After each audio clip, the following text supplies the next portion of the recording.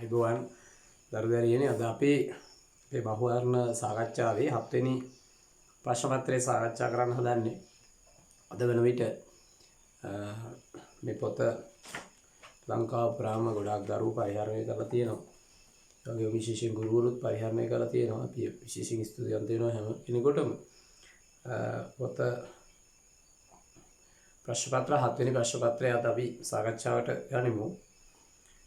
පළවෙනි ප්‍රශ්නය ෂැනොන් හා වීවර් ආකෘතියේ තොරතුරු මූලාශ්‍රය ලෙස දක්වා ඇත්තේ. හරි, ෂැනොන් වීවර් විසින් ඉදිරිපත් කරන සංනිධාන ආකෘතිය ආරම්භ වන්නේ තොරතුරු මූලාශ්‍රයෙන්නේ.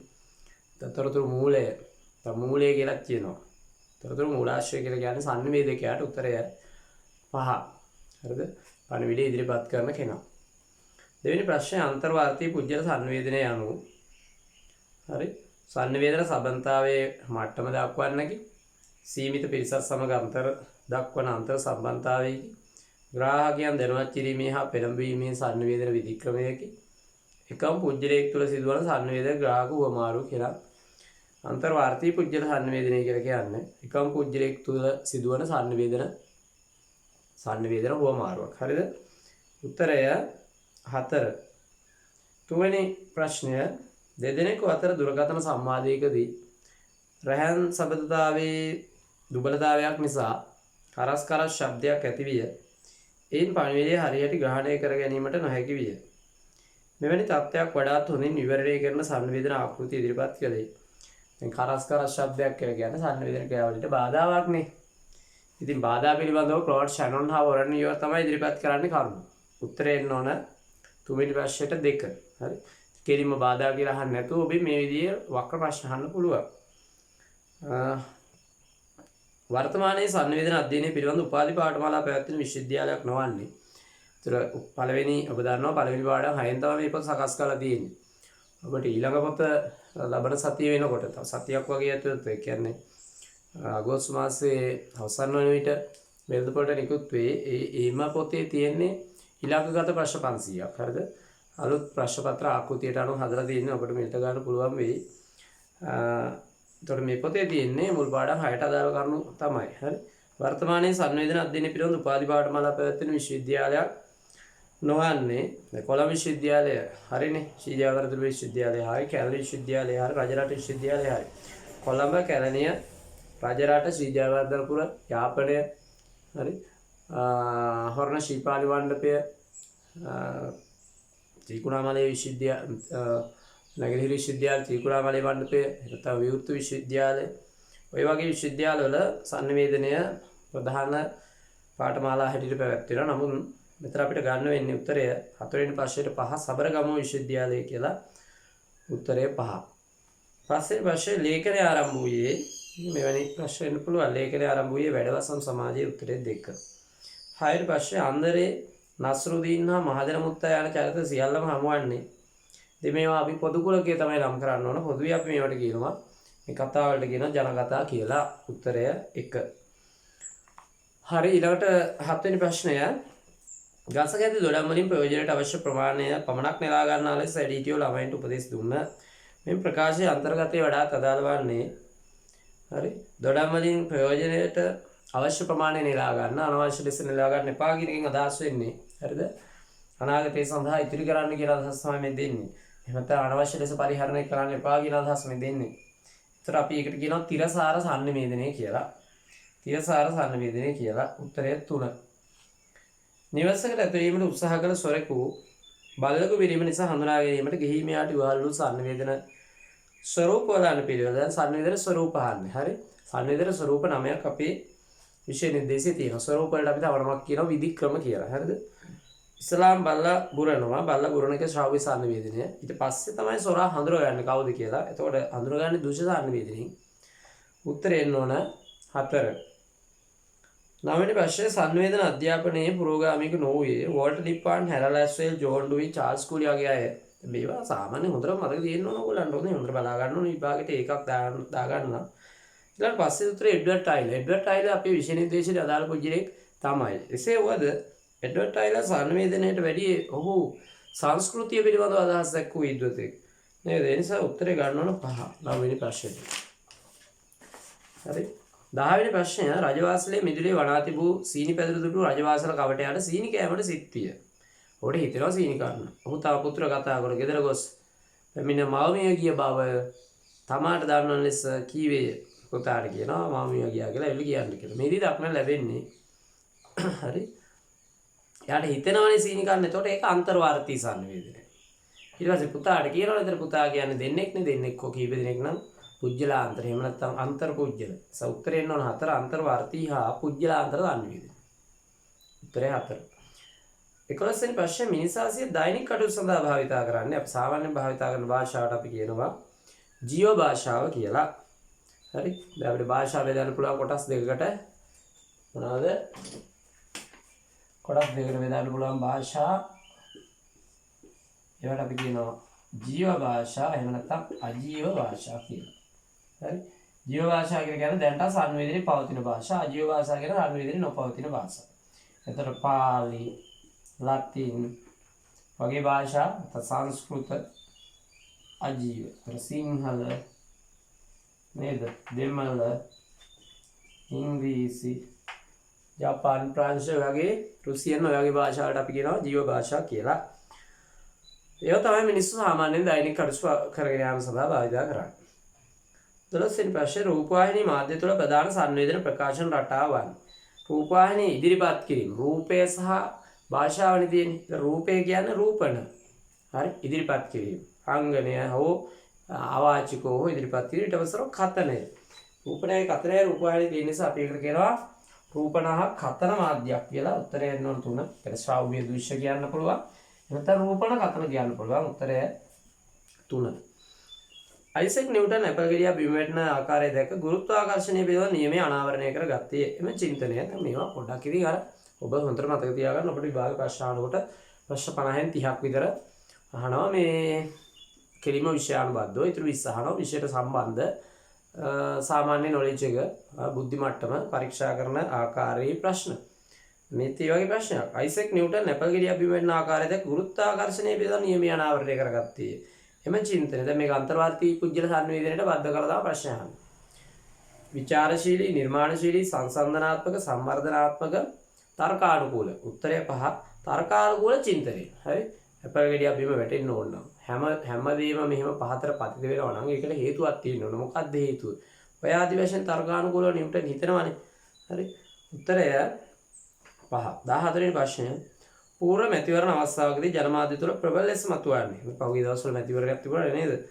ප්‍රබල ලෙස මතුවන්නේ සංනිවේදනමය කාර්යයක් හෝ ඒක ගන්න පුළුවන් සංවිධානමය කාර්යයක්, උපදෙස් සම්පාදන කාර්යයක්, විනෝදාස්වාදන කාර්යයක්, මතවාදී කාර්යයක්. ඒතර හතරම උත්තර පහම යම් ප්‍රමාණයක නිවැරදි බවක් පේනවා. නමුත් මතවාදී කාර්යය තමයි වැඩි ලෙසම ඉස්මතු වන්නේ පූර්ව මැතිවරණ අවස්ථාවේදී. උත්තරය 5. දේශපාලන පක්ෂවල මතවාද, දේශපාලඥයන්ගේ මතවාද, විකල්ප කණ්ඩායම් වල මතවාද ඔය විදිහට මතවාදී කාර්යයක් තමයි ඉස්මතු වෙන්නේ. හරිද? උත්තරේ 5.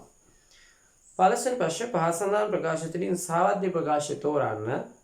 සාවද්‍ය කියන්නේ වැරදි ප්‍රකාශය, නිවැරදි නොවන ප්‍රකාශය නේද? සංවේදනයේ මිනිසාගේ ආරම්භයත් එක්ක දිව යන්නක ඒක හරිනේ. මිනිසාගේ ආරම්භයත් සංවේදනයේ ආරම්භයත් නේද? එකම කාලයක සිද්ධ වෙන එක ඇතුළත් නැහැ. ජනමාධ්‍ය තාක්ෂණය දෙවෙනි උත්තරය ආරම්භ වන්නේ කිස්සු පූර්වාවදියේය. දෙක වැරදිනේ. ජනමාධ්‍ය තාක්ෂණය ආරම්භ වෙන්නේ සාමාන්‍යයෙන් ප්‍රාථමික තාක්ෂණය. අපි සාමාන්‍යයෙන් කියන්නේ ජනමාධ්‍ය තාක්ෂණය ආරම්භ වුණා කියලා ගුටෙන්බර්ග්ගේ මුද්‍රණ යන්ත්‍රය සොයා ගැනීමෙන් පස්සේනේ. හරිද? එතකොට ගුටෙන්බර්ග් මුද්‍රණ යන්ත්‍රය සොයාගන්නේ මීට අවුරුදු 600කට විතර කලින් කියන්නේ නම් කිස්සු පූර්වාවදියේ නෙවෙයි කිස්සු වර්ෂාවදී ගුටෙන්බර්ග් හිටියේ කිස්සු වර්ෂ 1400 නේ. ඔය කාලේ නේද? ඒ නිසා ජනමාධ්‍ය ආරම්භ වෙන්නේ කිස්සු වර්ෂාවදී. ජනමාධ්‍ය තාක්ෂණය ආරම්භ වෙන්නේ මෑතකදී. ඒ නිසා උත්තරේ නෝන් 2. 16 ශ්‍රී ලංකාවේ ජනමාධ්‍ය හා ජනසන්නිවේදන ක්‍රියාවලිය සම්බන්ධයෙන් දැකිය හැකි ප්‍රධාන ගැටලුවක් වන්නේ සප්‍රමාණික වූද සප්‍රමාණ වූද සංවේදන විචාරයක් බිහි නොතිබීමය. ඊය සඳහන් ආකාරයේ වාක්‍ය රටාව වඩාත් යෝග්‍ය මාධ්‍ය වන්නේ. ඒ කියන්නේ මේ ගැඹුරු වාක්‍ය රටාවක් නේ තියෙන්නේ. ඒතර මේක ගුවන් විදුලිය හර රූපවාහිනිය කිව්වට මිනිස්සුන්ට එකපාර තේරුම් ගන්න බෑ. එකවරක් ඇසීමෙන් තේරුම් ගන්න බැරි වාක්‍යයක් තමයි මේ තියෙන්නේ. ඒ නිසා මෙවැනි වාක්‍ය මුද්‍රිත මාධ්‍ය වලට තමයි සුදුසු. ඒතර මුද්‍රිත මාධ්‍යයට අදාළ උත්තරේ තමයි 16ට උත්තරය 3 පුවත්පත. මොකද පුවත්පතේ මේක තිබුණා නේද? දෙතුමාරක් කියවල හරිය අපිට තේරුම් ගන්න පුළුවන්. ඒ අදහස් තමයි තියෙන්නේ. පැහැදිලිද ඔයාලට? 17 ලෝ වැඩි පිරිසක් භාවිතාන සමාජ ජාල මාධ්‍ය ලෙස සැලකෙන්නේ Facebook සමාජ ජාලයේ උත්තරේ 1. ඒ ගැටලුවක් නැහැ ඔබ දන්නෝ. 18 මම වෘත්තීය මාධ්‍ය විචාරකයෙක් මේ බැවින් හැකියතාක් දුරට වෘත්තියෙන්ම විචාරය කරන කෙනෙක්. මාධ්‍ය විචාරය කෙරෙහි වැඩි නැඹුරුවක් තියෙන කෙනෙක්. හරි. ඒතම රූපවාහිනී නිර්මාණ විචාරය කරන කෙනෙක්, සිනමා නිර්මාණ විචාරකයෙක්, නැත්නම් නවකතා විචාරකයෙක්, සාහිත්‍ය විචාරකයෙක් කියලා හිතමුකෝ. එබැවින් හැකියතාක් දුරට ජනමාධ්‍යවල අන්තර්ගත කරුණු විමසිල්ලෙන් විභාග කරමි. ඒතර මාධ්‍ය විචාරකයෙක් වුණාම ජනමාධ්‍යවල අන්තර්ගත කරුණු විමසිල්ලෙන් විභාග කිරීම අත්‍යවශ්‍යයි. උත්තරේ 1. 19. ප්‍රවෘත්තියක නැත්තම් තොරතුරක යෝග්‍ය අයෝග්‍යතාව තක්සේරු කිරීම විශේෂණ ක්‍රමයටදී තියෙනවා. යෝග්‍ය අයෝග්‍යතාව තක්සේරු කිරීම හරි මේ විචාරශීලී ග්‍රාහකයෙකු සතු ලක්ෂණයක් නේ තියෙන්නේ. යෝග්‍ය අයෝග්‍යතාව තක්සේරු කිරීම. තැගීමකට ලක් කිරීම යම් සංදේශයක් අපි ඒකට කියනවා තක්සේරුකරණය කියලා. 19ට උත්තරය 1. හරි. එතකොට විචාරශීලී ග්‍රාහකයෙක් සතු ලක්ෂණ විශේෂ නිර්දේශ 7ක් තියෙනවා. එතකොට ඔබට 7ම හොඳට මතක තියෙන්න ඕන සහ 7ටම රූල් 10ක් 15ක් අතර විස්තර ලිවීමේ හැකියාව තියෙනවා. හරිද? අපි අහන්න පුළුවන්. ඊළඟට 20 ප්‍රශ්නය. මාධ්‍ය සාක්ෂරතාවය යනු මාධ්‍යයෙන් සෑම ආකාරයෙන්ම ඉදිරිපත් කරනු ලබන සංදේශ පරිහරණය කිරීමට, විශ්ලේෂණය කිරීමට, ඇගයුමට හා නිර්මාණය කිරීමට ලබා ගන්න හැකියාවයි.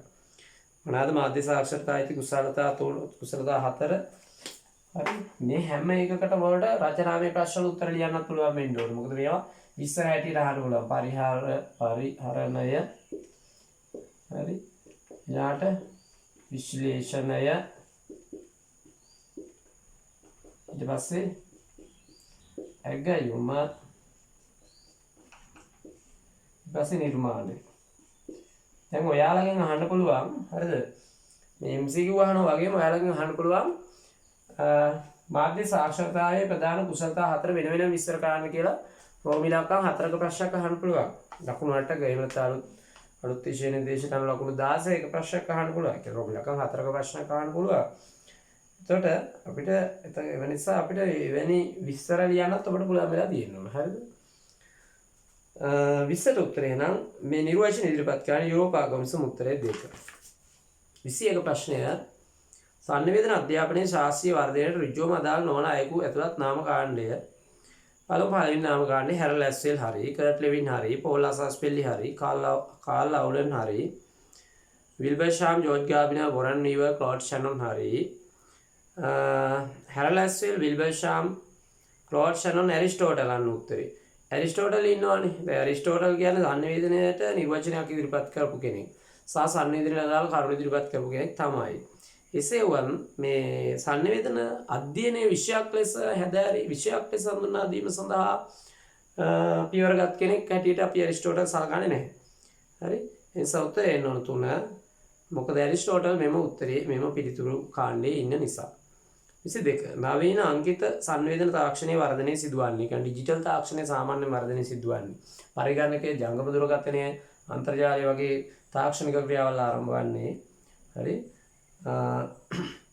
21 වන සියවසේ අගභාගය. හරි.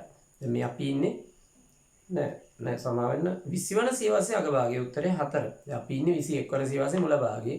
හරි. 1970 80 90 දශකවල තමයි මේ අංකිත මාධ්‍ය නැත්නම් ඩිජිටල් මාධ්‍ය දියුණු වෙන්නේ. උත්තරේ 4. 23 නූර්ති නාටකම් ටීටර් වැනි කලා මාධ්‍ය ආරම්භ වන්නේ ඉන්දියා ආභාසයෙන්. උත්තරය 3. 24 ජනමාධ්‍ය ඔස්සේන නිසරු සංදේශ බහුල වශයෙන් සමාජගත වන්නේ. දැන් බලන්න ඔබ හිමින්සරේ කල්පනා කරලා හිතලා ලියන්න ඕනේ. දැන් ප්‍රශ්න 50ක් තියෙන ප්‍රශ්න පත්‍රයක ප්‍රශ්න 50ක් තියෙන උත්තර 250ක් තියෙනවා. ඒ නිසා හොඳින් කියවන්න ඕනේ. හොඳින් කියවා ගත්තේ නැති වුණොත් අපිට හොඳින් ප්‍රශ්න පත්‍රයට උත්තර ලියන්න බැරි වෙනවා. දැන් මේවා කල්පනාවෙන් හිමින්සරේ කියවා තමයි උත්තරේ හොයාගන්න වෙන්නේ. මොකද මේවා කලින් ඉගෙනගෙන යන්න බෑ. එම අවස්ථාවේදී තමයි අපිට උත්තර ලියන්න වෙන්නේ හිතලා. එනිසා අපි මේ කලින් ගොඩාක් සාකච්ඡා කරන්නේ අපිට එතකොට හිතන්න නිසි අවබෝධයක් ලැබෙනවා කලින් MCQ ප්‍රශ්න ගොඩක් සාකච්ඡා කරලා ගියාම. 24 ජනමාධ්‍ය ඔස්සේ එන නිසරු සංදේශ බහුල වශයෙන් සමාජගත වන්නේ. නිසරු සංදේශ කියන්නේ ප්‍රයෝජනයක් නැති නේද? අසාර්ථක සංදේශ.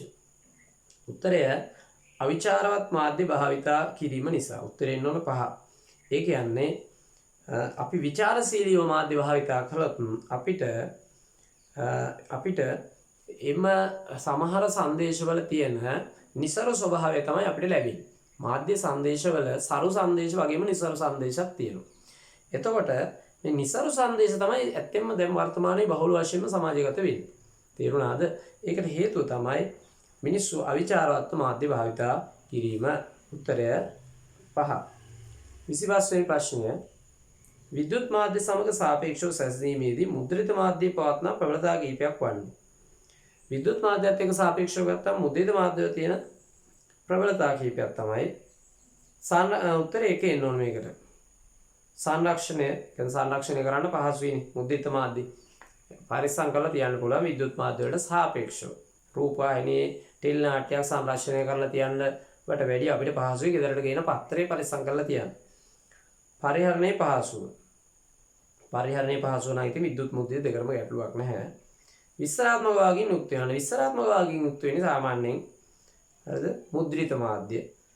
උත්තරේ එන්න ඕන 1. දැන් 2 ගන්න බැරියයි. 2 දින ශනික බව. ශනික බව මුද්‍රිත මාධ්‍ය නෑනේ. 3 ගන්න බැරියයි. ඒකේ සංක්ෂිප්ත බව දින. සංක්ෂිප්ත බවට වැඩි විස්තරාත්මක බව තමයි මුද්‍රිත මාධ්‍යවල තියෙන්නේ. 4 ගන්න බැරියයි. ඒකේ සංක්ෂිප්ත බව දිනවා. 5 ගන්න බැරියයි. ඒකේ ශනික බව දින. එහෙනම් ගන්න වෙන්නේ 1. 26 ප්‍රශ්නය. පුජ්‍යලාන්තර සංවේදනය මගින් තමන් තේරුම් ගත හැකිය. දක්ෂ කතිකයෙකු විය හැකිය. ප්‍රතිචාර ලබාගත නොහැකිය. තවගෙනගේ අදහසක් දැනගත හැකිය. පිරිසකට තොරතුරු ලබා දිය හැකිය. නම් මොකක්ද දෙන්න ඕන? තවගෙනගේ අදහසක් දැනගත හැකිය. උත්තරේ දෙකෙන් එන්න ඕන. හරි. දෙන්නෙක්කෝ කීප දෙනෙක් අතර සිද්ධ වෙන සංවේදනයෙන් තවගෙනගේ අදහසක් දැනගන්න පුළුවන් කියන කතන්දරේ හරි. 27. අවිධිමත් සංවේදන අවස්ථා. මොනවාද අවිධිමත් සංවේදන අවස්ථා? අවිධිමත් කියලා කියන්නේ නිශ්චිත සංවේදකයක් නැති, විශ්වාසනීය බවක් නැති, අධිකාරීත්වයක් නැති, වගකීම් සාගත බවක් නැති, හරිද? නිසි පිළිවෙලකට ගලා යන්නේ නැති. හරි. සංවේදනයේට අපි කියනවා අවිධිමත් සංවේදනය කියලා. නිර්නාමික ලිපි ඔය කියන කාණ්ඩයට අයිති වෙනවා. කටකත කැලෑපත්‍ර ඔයයි සංවේදකයෙක් හඳුර ගන්න බෑ. වගකීම් සාගත බවක් නැහැ, විශ්වාසනීය බවක් නැහැ. හරි. අසත්‍ය තොරතුරු ගලා යෑමේ වැඩි ඉඩක් පවතිනවා.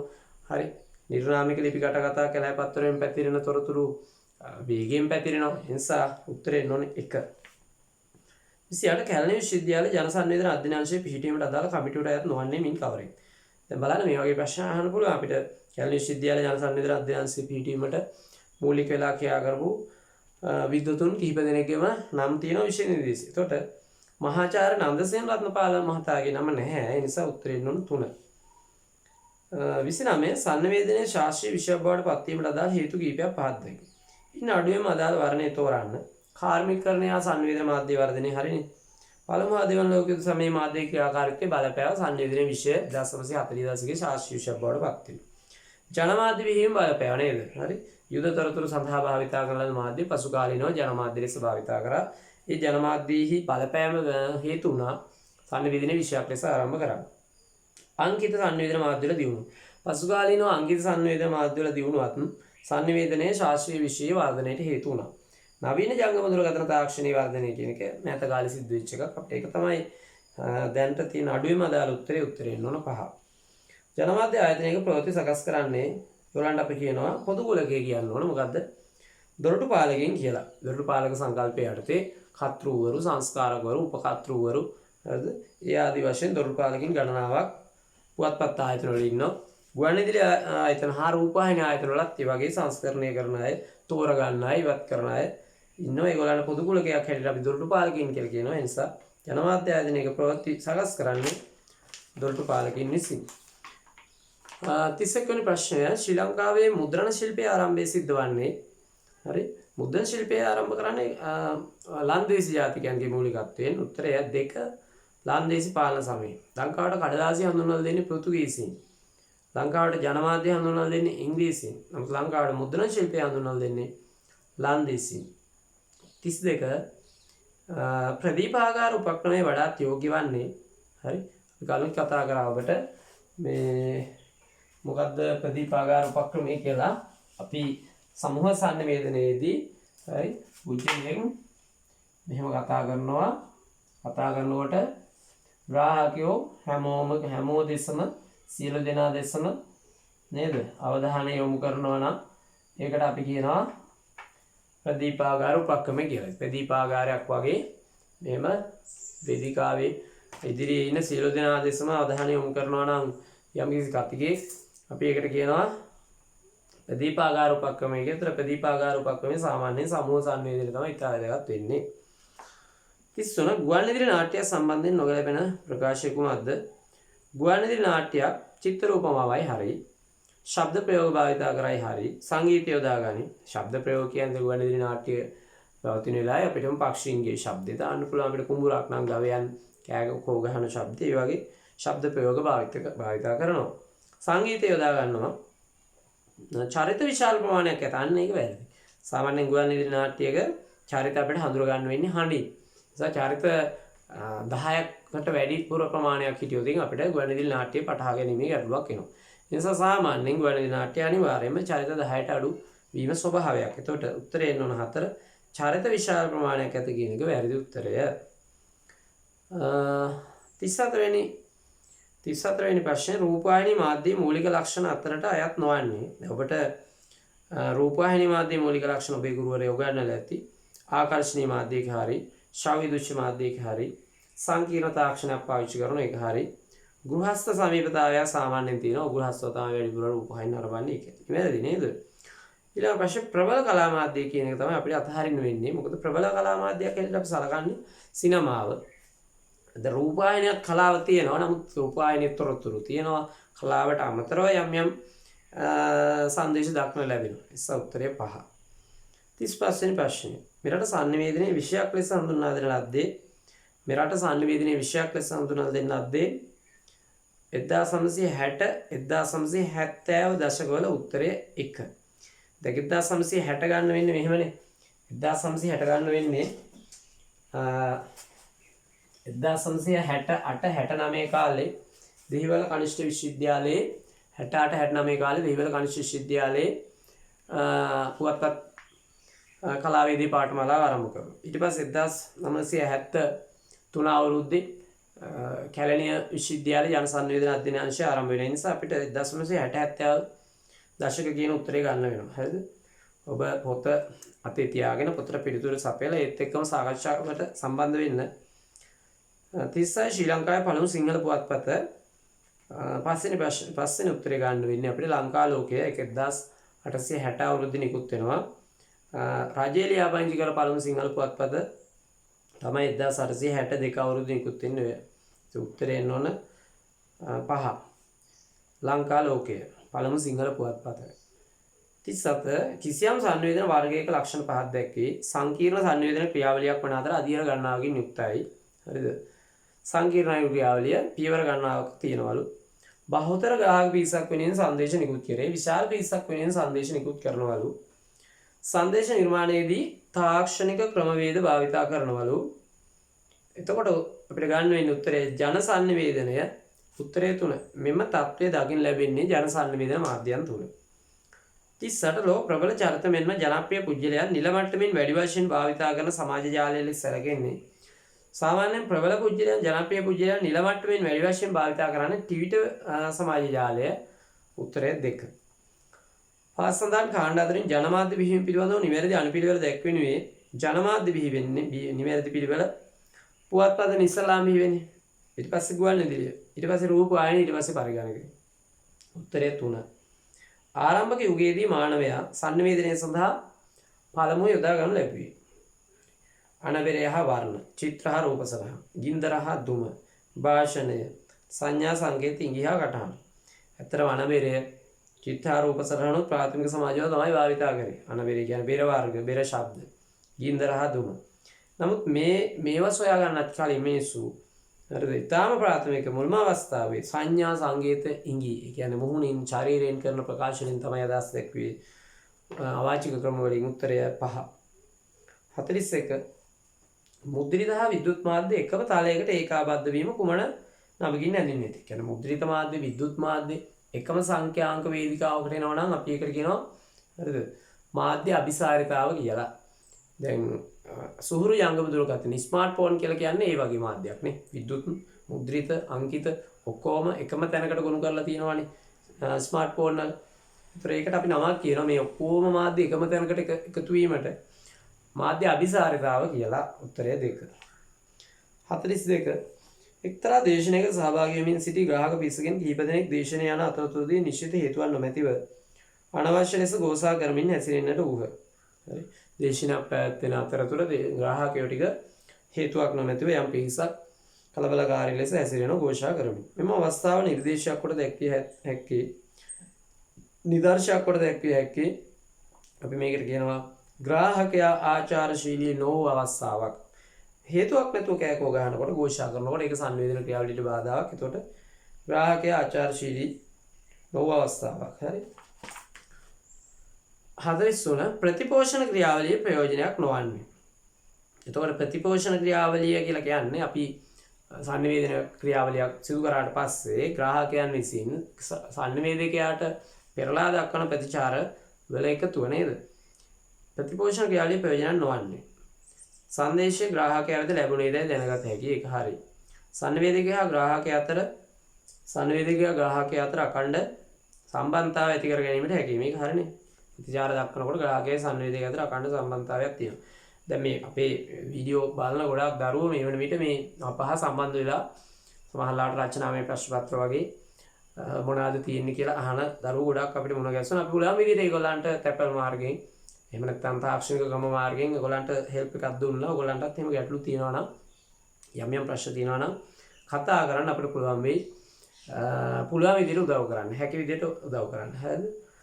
සංදේශයේ සාර්ථක අසාර්ථක භාවය දැනගත හැකිවීම. ඔය සංදේශයක් සාර්ථකද අසාර්ථකද කියලා දැනගන්නත් පුළුවන්. අපිට ප්‍රතිචාර දක්වම අපිට හිතා ගන්න පුළුවන්. ප්‍රශ්න අහන විදිහට හිතා ගන්න පුළුවන්. හරිද? මේ ගැටලු තියෙනවද නැද්ද කියලා. සංවේදකයාට තම සංවේදන හැකියාව පිළිබඳ අවබෝධයක් ලැබිය හැකිවීම. හරිනේ. එතකොට දැන් උදාහරණයක් ගමු. දැන් මේ අපේ පොත් මේ ශීක්‍රයෙන් අලෙවි වෙනවා. දැන් ගොඩක් වෙලාවට තියෙන ප්‍රශ්නයක් තමයි පොත් මිලට ගන්න නැහැ. මිලට ගන්න නැහැ. දැන් නිතර කතා කරලා කියනවා මිලට ගන්න නැහැ පොත. ඒ කියන්නේ ඉක්මනින් අවසන් වෙනවා පොත. එතකොට ඉක්මනින් අවසන් වෙනවා කියලා කියන්නේ මට විශ්වාසයක් තියෙනවා මේ පොත යම්කිසි මට්ටමකට ප්‍රයෝජනයක් වෙලා තියෙනවා දරුවන්ට කියන එක. ඒ වගේ Tamanට Taman ගැන අවබෝධයක් ලබා ගන්න ප්‍රතිචාර ක්‍රියාවලිය වැදගත් වෙනවා. සංදේශ නැවත සකස් කර ගැනීමට අවස්ථාව නොලැබීම. අන්න වැරදි උත්තරය. දැන් ප්‍රතිපෝෂණ ක්‍රියාවලියේ සංදේශ නැවත සකස් කර ගන්න අවස්ථාව ලැබෙනවා. කියන්නේ අඩුවක් තියෙනවා නම් හදා ගන්න අවස්ථාව ලැබෙනවනේ ප්‍රතිචාර දැක්වීමෙන් නේද? උත්තරේ 5 අවස්ථාව නොලැබීම කියන එක වැරදි. 44 පහ සඳහන් කරුණු ඉදිරිපත් වන්නේ භාෂාව සම්බන්ධයෙන්. බලමු. එදිනෙදා සංවේදන කාර්යයන් සඳහා යොදා ගන්න. සංවේදී හා නිර්මාණශීලී අදහස් ප්‍රකාශ වේ. නිරන්තරයෙන් වෙනස් වන්නක් හා පෝෂණය වන්නකි. හරි. අඛණ්ඩව භාවිතා වේ. දැන් මේවට අපි කියනවා ජීව භාෂා කියලා. උත්තරය 4. 45 පහත ප්‍රකාශනයේ සංස්කෘතිය සම්බන්ධයෙන් අදාළ නොවන වර්ණය තෝරන්න. සංස්කෘතිය අනු සංස්කෘති පාඩමෙන් තමයි ප්‍රශ්න හදලා තියෙන්නේ. හරිද? සංස්කෘතිය අනු ප්‍රകൃතියේ විකෘතියයි. හරි.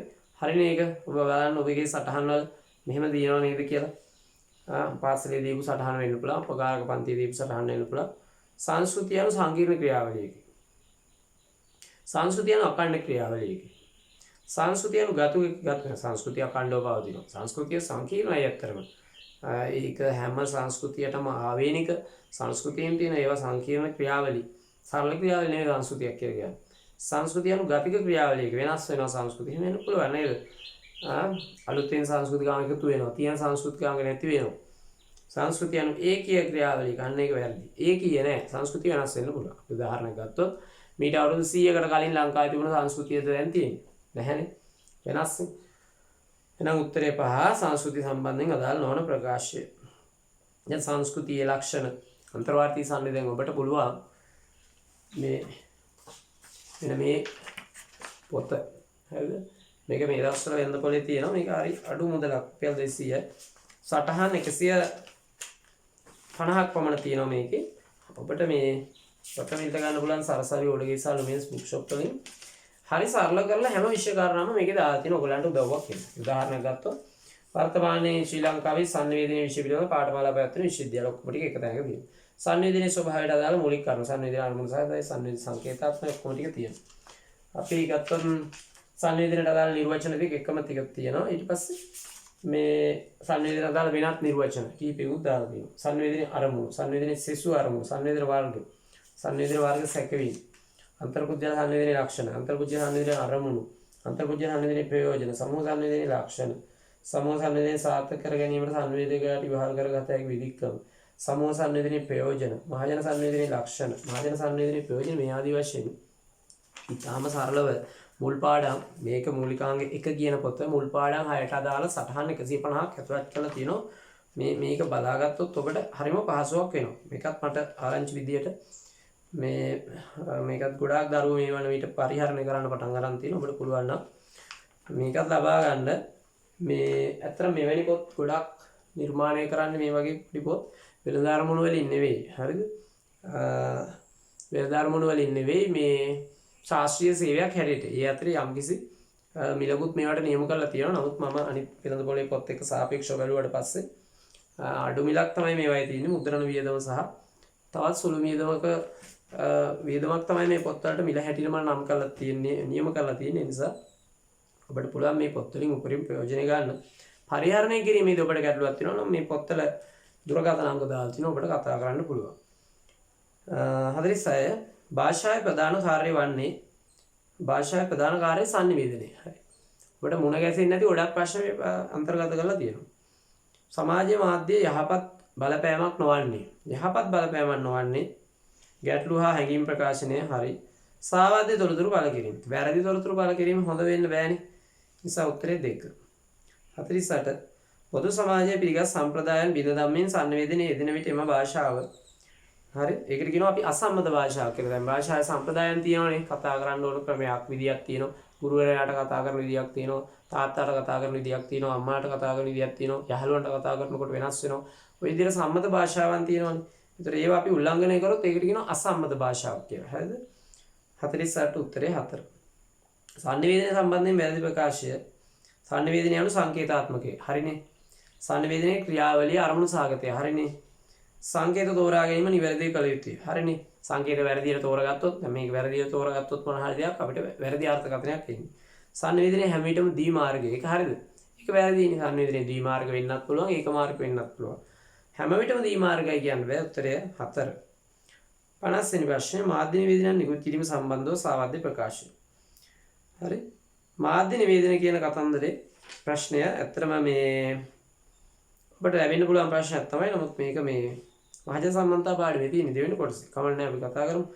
මාධ්‍ය නිවේදනයන් නිකුත් කිරීම සම්බන්ධව සාවද්‍ය ප්‍රකාශය. මාධ්‍ය නිවේදන නිකුත් කරන්නේ නිශ්චිත අරමුණක් ඇති වේ. හරිනේ. දැන් පහුගිය දවස්වල ඔය ඔබ නිරන්තරයෙන් මාධ්‍ය නිවේදන දැක්කා නේද? විශේෂයෙන් COVID-19 කාලේ එහෙම සමහරලාට ටීවී එකේ පෙන්වන මාධ්‍ය නිවේදනය සෞඛ්‍ය සේවා අධ්‍යක්ෂකතුමා අධ්‍යාපන ඇමතිතුමා ඒ වගේ අය නිතර මාධ්‍ය නිවේදන නිකුත් කරා. මාධ්‍ය නිවේදනයක නිසිරස භාෂාව හැසිරිය යුතුය. ඒක හරි. මාධ්‍ය නිවේදනයක් එක් පිටුවකට නොඇඩි විය යුතුය. අන්න වැරදි. එහෙම එකක් නැහැ. අවශ්‍ය තොරතුරු ටික සඳහන් කරන්න පිටු දෙකක් යනවා නම් පිටු දෙක පාවිච්චි කරාට කමක් නැහැ. නමුත් සාමාන්‍යයෙන් මාධ්‍ය නිවේදනවල කිසියම් මට්ටමකට සංක්ෂිප්තව තොරතුරු තියෙනවා තමයි. නමුත් මාධ්‍ය නිවේදනයක් එක් පිටුවකට නොඇඩි විය යුතුයි කියලා නීතියක් නැහැ. එනිසා අපිට ගන්න වෙන්නේ උත්තරේ 3. අවශ්‍ය තොරතුරු ක්‍රමානුකූලව ගොනු කළ යුතුයි. ඒකත් හරි. මාධ්‍ය නිවේදනය සමග අවශ්‍ය නම් ඡායාරූපද නිකුත් කළ හැක. ඒකත් හරි. නිසා උත්තරේ එන්න ඕන 3. හරි. අපි 7 වෙනි පාඩමට 7 වෙනි ප්‍රශ්න පත්‍රයට අදාළ ප්‍රශ්න සාකච්ඡා කළේ අවසానයි. මම විශ්වාස කරනවා ඔබ පළවෙනි ප්‍රශ්න පත්‍ර 6 මේ වෙන විට අධ්‍යයනය කරලා ඇති කියලා. ඊට පස්සේ 8 9 10 කියන ප්‍රශ්න අපිට සාකච්ඡා කරන්න තියෙනවා. ඊළඟට අපිට ලබන මාසේ මුල් සතිය වෙනකොට මේ අනුමාන ප්‍රශ්න පත්‍ර සංග්‍රහය. ඒ කියන්නේ නව විෂය නිර්දේශයේ ආකෘතියට අනුව පාඩම් 12න්ම හදපු බහුවර්ණ විවරණය නැත්නම් මේක දෙවෙනි කොටස ඔබට ලබා ගන්නට පුළුවන් වෙයි. යමක් යම් මට්ටමකට පමා වෙන්නේ මේක ඔබට ඉතාම ඵලදායී ලෙසම ලැබෙන්න ඕන කියන සිද්ධාන්තය මත තමයි මේක පමා වෙන්නේ. නැත්නම් ප්‍රශ්න ටිකක් මම හදලා පොතක් හැටියට වෙළඳ පොළට නිකුත් කරලා ලාභයක් ලබා ගන්න කිසිම අරමුණක් නැහැ. නමුත් හොඳම දේ ඔබට දෙන්න ඕන නිසා ඊටාම සැලකිල්ලෙන් තමයි ප්‍රශ්න හදන්නේ. එහෙම ප්‍රශ්න හදනකොට ඉතින් කල් ගත වෙනවා. එතන ගැටලුව තියෙන්නේ. හොඳයි. එහෙමනම් සියලු දෙනාටම සුබ අනාගතයක්.